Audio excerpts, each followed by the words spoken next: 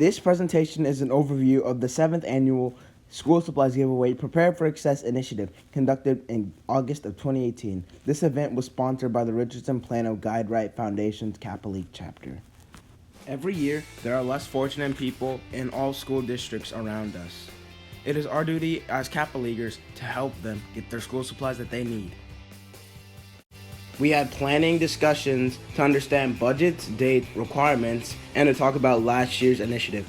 We have been doing this for 7 years now. We then conducted research into the required school supplies list from the various school districts and campuses in the area we targeted to support. We used this information to plan the supplies we could need to order. Then created a request letter to use in order to gain corporate sponsorships for printing, supplies and backpacks, and lunch support. After that, we ordered all the supplies in order to make specific types of backpacks. We then engaged TJ Maxx to get $1,500 to support backpacks. The Federal Home Loan Bank of Dallas printed posters, flyers in both English and Spanish languages.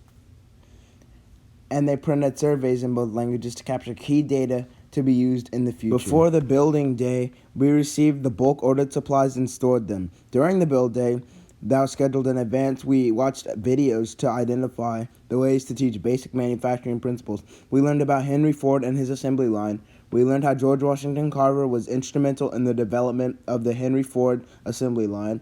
And lastly, we watched the Ford Fiesta assembly line produce a car in 90 seconds. All these lessons will be used as we constructed the backpacks filled with supplies.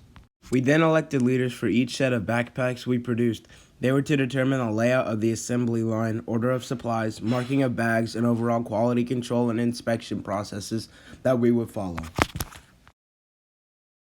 Here are all of us assembling the backpacks together to make sure that everything is in a specific backpack and making sure we get them done swiftly but also efficiently as we went over quality control to make sure that everything was to standard.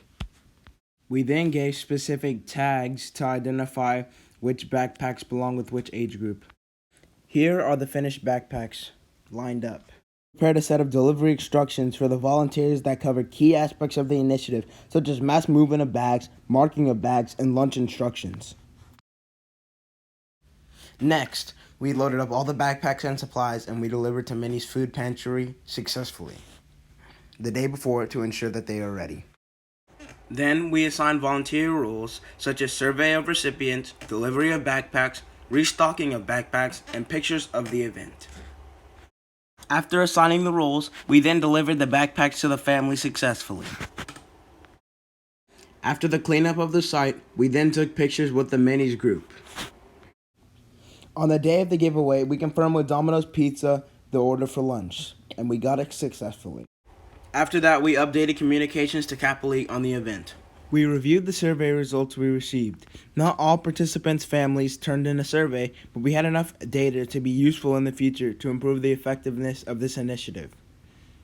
We used the district distribution, the grade distribution, and the most important supplies.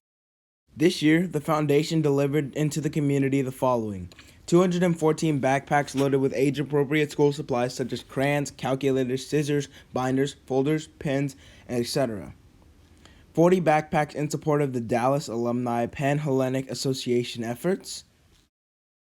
The cost of school supplies continues to rise year over year and in fact becomes the barrier into receiving a quality education.